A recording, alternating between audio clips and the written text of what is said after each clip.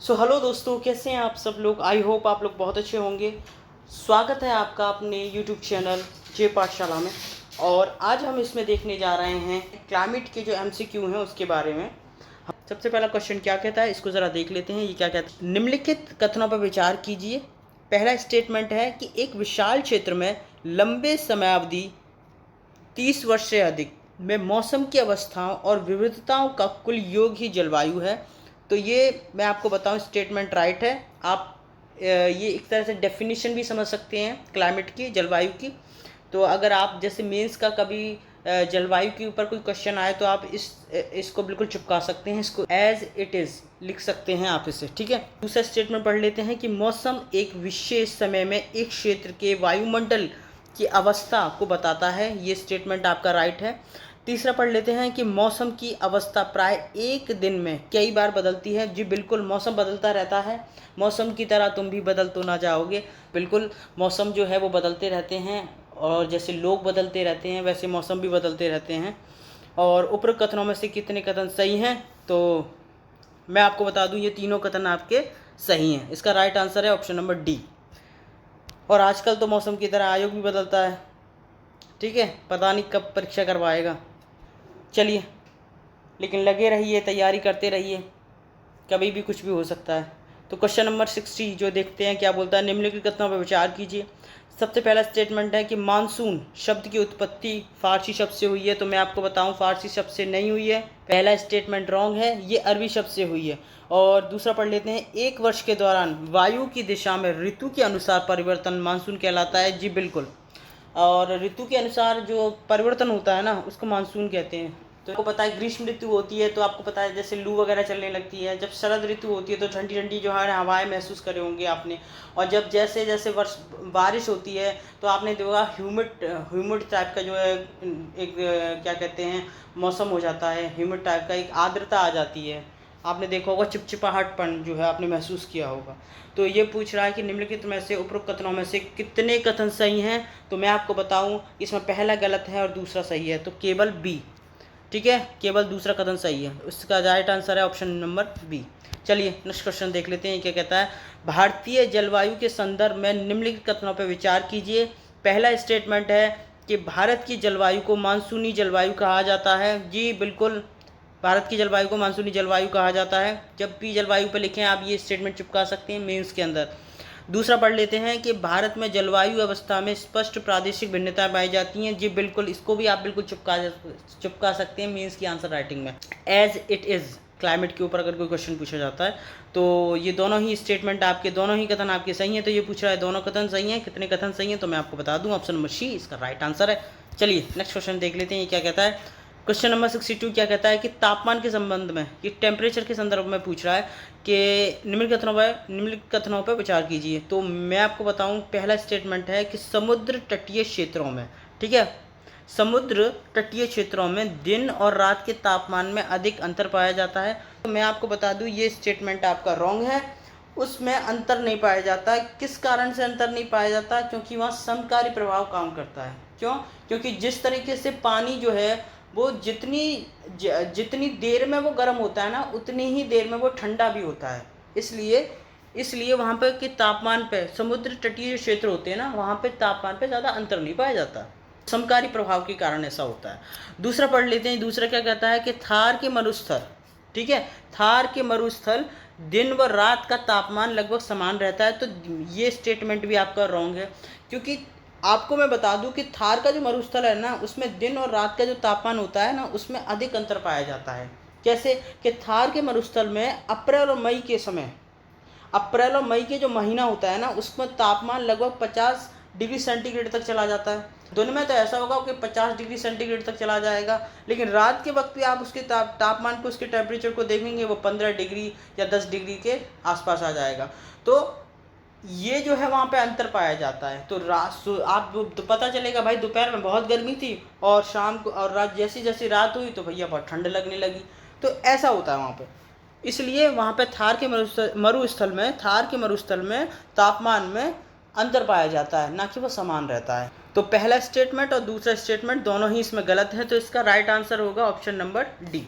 चलिए next question देख लेते हैं, ये क्या कहता है। ये कहता है कि निम्नलिखित कथनों पर विचार कीजिए। पहला पढ़ लेते हैं कि ये कहता है कि भारत के उत्तरी मैदान में वर्षा की मात्रा पूर्व से पश्चिम की ओर बढ़ती है। तो मैं आपको बता दूं ये स्टेटमेंट रॉन्ग है, क्योंकि भारत का जो मैदान है, भारत का जो उत्तरी मैदान है ना, उसमें पूर्व से पश्चिम की ओर बढ़ती नहीं है, बल्कि पूर्व से पश्चिम की ओर घटती है। ठीक है, दूसरा स्टेटमेंट पढ़ लेते हैं। ये क्या कहता है कि भारत में वार्षिक वर्षा की मात्रा एवं ऋतु के अनुसार वितरण में भिन्नता होती है। तो मैं आपको बता दूं ये स्टेटमेंट आपका सही है कि भारत में जो वार्षिक वर्षा की जो मात्रा होती है उसके ऋतु के अनुसार वितरण में भिन्नता होती है, क्योंकि मेघालय में जो वार्षिक वर्षा होती है ना वो 40 सेंटीमीटर, और थार के मरुस्थल व लद्दाख में वार्षिक वर्षा जो है 10 सेंटीमीटर होती है। तो ये भिन्नता क्या है, वो पाई जाती है। तो इसलिए ये स्टेटमेंट आपका राइट हो गया। तीसरा पढ़ लेते हैं कि हिमालय में वर्षण अधिकतम हिम के रूप में होता है। तो जी बिल्कुल, ये आपका स्टेटमेंट बिल्कुल राइट है कि हिमालय में जो वर्षण होता है ना, जो बारिश होती है, वो ज़्यादातर हिम के रूप में होती है। ठीक है, पूछ रहा है कि उपरोक्त कथनों में से कितने कथन सही हैं, उपरोक्त कथनों में से कितने कथन सही हैं। तो पहला गलत है, दूसरा सही है, तीसरा सही है। तो केवल इसमें 2 कथन सही हैं। चलिए नेक्स्ट क्वेश्चन देख लेते हैं। ये क्या कहता है कि निम्न पर विचार कीजिए। सबसे पहला है अक्षांश, दूसरा है तुंगता मतलब उसका ऊंचाई, और तीसरा है वायु दाब और पवन तंत्र, और चौथा है समुद्र से दूरी, पांचवा है महासागरीय धारा, और छठा है उच्चावच लक्षण। ये पूछ रहा है कि उपरोक्त में से जलवायु को नियोजित करने वाले कारक प्रमुख कारक हैं। तो मैं आपको बता दूं ये सभी जो कारक दे रखे हैं ना, ये सभी जलवायु को प्रभावित करने वाले, नियंत्रित करने वाले कारक हैं। इसलिए इसका जो राइट आंसर है वो है ऑप्शन नंबर डी। आप नेक्स्ट क्वेश्चन देख लेते हैं। ये क्या कहता है कि निम्नलिखित कथनों पर विचार कीजिए। पहला स्टेटमेंट है कि राजस्थान में गर्मी को अंदर आने से रोकने के लिए घर की जो दीवार होती है उनको मोटी बनाया जाता है। ये बिल्कुल। तराई क्षेत्र और गोवा वाले मंगलोर, तराई क्षेत्र तथा गोवा एवं मंगलोर में घरों की छतों से पानी जल्दी उतारने के लिए ढाल वाली छतों का निर्माण किया जाता है। जी बिल्कुल, ढाल वाली छतें बनाई जाती हैं ताकि पानी जो है वो रिस जाए, वो उससे नीचे सरक जाए, और इसलिए ढाल वाली छतें बनाई जाती हैं, उनका निर्माण किया जाता है। तीसरा पढ़ लेते हैं कि बाढ़ व जंगली जानवर से बचने के लिए असम में प्राय बांस के घर बनाए जाते हैं। ये स्टेटमेंट भी आपका राइट है। तो उपरोक्त कथनों में से कितने कथन सही हैं। तो मैं आपको बता दूं ये तीनों ही कथन आपके सही हैं। ऑप्शन नंबर डी आपका राइट आंसर है। चलिए नेक्स्ट क्वेश्चन देख लेते हैं। ये क्या कहता है, निम्नलिखित कथनों पर विचार कीजिए।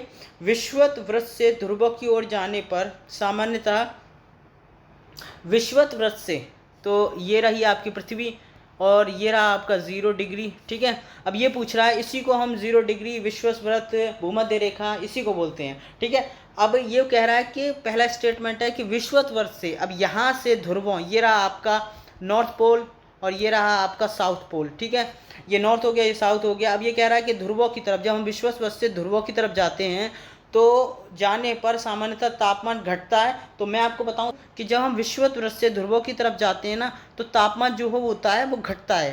तो ये स्टेटमेंट आपका क्या है, राइट है। पढ़ लेते हैं कि पृथ्वी की सतह से ऊंचाई की ओर जाने पर तापमान में वृद्धि होती है। तो मैं आपको बताऊं तापमान में वृद्धि नहीं होती है, तापमान घटता है। क्वेश्चन नंबर 67 देख लेते हैं। ये क्या कहता है कि निम्नलिखित कथनों पर विचार कीजिए। भारत की जलवायु में उष्ण कटिबंधीय जलवायु और उपोष्ण कटिबंधीय जलवायु दोनों की विशेषताएं उपस्थित हैं। तो ये स्टेटमेंट आपका राइट है। दूसरा पढ़ लेते हैं कि हिमालय मध्य एशिया से आने वाली ठंडी हवाओं को भारतीय उपमहाद्वीप में प्रवेश करने से रोकता है। तो ये स्टेटमेंट भी आपका राइट है। हिमालय जलवायु विभाजक की तरह काम करता है। तो ये स्टेटमेंट भी आपका राइट है। तो मैं आपको बताऊँ इस उपरोक्त कथनों में से कितने कथन सही हैं। तो इसमें आपके तीनों कथन सही हैं। चलिए नेक्स्ट क्वेश्चन देख लेते हैं। ये क्या कहता है, ये कहता है कि भारत में शीत ऋतु के संदर्भ में पूछ रहा है कि जब भारत में शीत ऋतु होती है तो उसके रेफरेंस में आपसे ये पूछ रहा है। पहला पूछ रहा है कि शीत ऋतु में देश में उत्तर पूर्वी व्यापारिक पवनें प्रवाहित होती हैं और ये समुद्र से स्थल की ओर बहती हैं। तो मैं आपको बता दूं कि जब शीत ऋतु होती है ना, तो उत्तर पूर्वी व्यापारिक पवनें स्थल से समुद्र की ओर प्रभावित होती हैं, ना कि समुद्र से स्थल की ओर। इसी कारण भारत में शीत ऋतु शुष्क होती है। ठीक है, दूसरा पढ़ लेते हैं। दूसरा क्या कहता है कि शीत ऋतु में उत्तरी मैदानों में पश्चिम और उत्तर पश्चिम से चक्रवाती विक्षोभ के कारण शीतकाल में मैदानों में वर्षा तथा पर्वतों पर हिमपात होता है। तो शीतकाल में मैदानों में तो वर्षा होगी और पर्वतों में हिमपात होगा। तो शीतकाल में ऐसा होता है किसके कारण? चक्रवाती विक्षोभों के कारण। तो क्या ये स्टेटमेंट राइट है? तो मैं आपको बताऊं ये स्टेटमेंट आपका बिल्कुल राइट है। तीसरा पढ़ लेते हैं। ये कह रहा है कि शीत ऋतु में भूमध्य सागर के ऊपर से आने वाली चक्रवाती विक्षोभों के कारण वर्षा होती है, जिससे स्थानीय तौर पर महावट कहा जाता है। तो मैं आपको बताऊं ये स्टेटमेंट आपका राइट है। तो उपरोक्त कथनों में से कितने कथन सही हैं? तो इसमें 2 कथन सही हैं, पहला गलत है, दूसरा और तीसरा सही है। तो इसका जो राइट आंसर होगा ऑप्शन नंबर बी। चलिए नेक्स्ट क्वेश्चन देख लेते हैं। ये क्या कहता है? निम्नलिखित कथनों पर विचार कीजिए। पहला स्टेटमेंट है कि ग्रीष्म काल में उत्तर भारत में तापमान में वृद्धि होती है और वायु दाब में कमी आती है। तो क्या ये स्टेटमेंट राइट है आपका? तो मैं आपको बताऊं ये स्टेटमेंट आपका पूरी तरीके से राइट है कि ग्रीष्म काल में उत्तर भारत में क्या होता है, तापमान आपको पता है एकदम बढ़ जाता है। दूसरा पढ़ लेते हैं। ये क्या कहता है कि ग्रीष्म ऋतु में, फिर से पूछ रहा है, ग्रीष्म ऋतु में उत्तर भारत की तुलना में प्रायद्वीपीय भारत में समुद्री प्रभाव के कारण तापमान कम होता है। तो ठीक है, ये स्टेटमेंट भी आपका राइट है। तो उपरोक्त कथनों में से कितने कथन सही हैं? तो ये दोनों ही कथन आपके सही हैं। तो इसका राइट आंसर होगा ऑप्शन नंबर सी। चलिए नेक्स्ट क्वेश्चन देख लेते हैं। ये क्या कहता है? ग्रीष्म ऋतु के संदर्भ में, फिर से पूछा है कि ग्रीष्म ऋतु के संदर्भ में निम्न कथनों पर विचार करो। ग्रीष्म ऋतु में दिन के समय भारत के उत्तर एवं उत्तर पश्चिम, भारत के उत्तर और उत्तर पश्चिम क्षेत्रों में चलने वाली धूल भरी गर्म और शुष्क हवा को लू कहते हैं। जैसे अभी मैंने आपको बताया कि गर्मी के टाइम पे जो है वो लू, एक तो गर्मी होती है और ऊपर से क्या होता है, लू चलना शुरू हो जाती है। तो ये स्टेटमेंट आपका क्या है, राइट है। दूसरा पढ़ लेते हैं कि पश्चिम बंगाल में वैशाख के महीने में, तो ये पूछ रहा है स्पेशली पश्चिम बंगाल में वैशाख के महीने में होने वाली मूसलाधार वर्षा को काल वैशाखी कहते हैं। जी बिल्कुल, ये फैक्ट है, तो ये बिल्कुल आपका सत्य है, बिल्कुल राइट है। ग्रीष्म ऋतु के अंत में कर्नाटक और केरल में प्राय पूर्व मानसूनी वर्षा को आम्र वर्षा कहते हैं। ये स्टेटमेंट भी आपका राइट है। तो उपरोक्त कथन में से कितने कथन सही हैं? तो मैं आपको बताऊं ये तीनों ही कथन आपके सही हैं। तो इसका जो राइट आंसर हो गया वो हो गया ऑप्शन नंबर सी। चलिए नेक्स्ट क्वेश्चन देख लेते हैं। ये क्या कहता है? ये कहता है कि निम्नलिखित कथनों पर विचार कीजिए। पहला स्टेटमेंट कहता है कि जून के आरंभ में उत्तरी मैदान में उच्च दाब की अवस्था तीव्र हो जाती है। बिल्कुल गलत, उच्च दाब नहीं होता, निम्न दाब होता है भैया। क्या होता है? निम्न होता है। निम्न दाब की अवस्था क्रिएट होती है और जिससे दक्षिणी गोलार्ध की व्यापारिक पवनों को आकर्षित करती हैं, इसलिए करती हैं भैया। तो ये जो स्टेटमेंट है ना कि उच्च दाब होता है, उच्च दाब नहीं होता भैया, निम्न दाब होता है। तो जून के आरंभ में उत्तरी मैदान में निम्न दाब की अवस्था हो जाती है, जिससे दक्षिणी गोलार्ध की व्यापारिक पवनों को वो आकर्षित करती हैं। तो उच्च दाब की वजह से उच्च दाब की वजह से नहीं करती भैया, निम्न दाब की वजह से करती हैं। ये स्टेटमेंट रॉन्ग है, ठीक है, इस बात को याद रखना। दूसरा पढ़ लेते हैं। ये क्या है कि मानसूनी पवनों की दिशा समुद्र से स्थल की ओर होती है। तो क्या ये सही है? बिल्कुल, मानसूनी पवनें जो होती हैं ना, उनकी जो दिशा होती है ना, वो समुद्र से स्थल की तरफ चलती हैं। पानी जब समुद्र के ऊपर से जब हवाएं आती है ना, पानी लेके आती हैं, जब पानी ले आएंगी तभी तो बरसेंगी भैया। तो मानसूनी पवनों की जो दिशा होती है वो समुद्र से स्थल की होती है, स्थल की तरफ होती है। तो भैया ये स्टेटमेंट आपका बिल्कुल राइट है। पहला आपका रॉन्ग है और दूसरा आपका राइट है। तो उपरोक्त कथनों में से कितने कथन सही हैं? तो मैं आपको बताऊं इसमें केवल दूसरा वाला सही है। चलिए नेक्स्ट क्वेश्चन देख लेते हैं।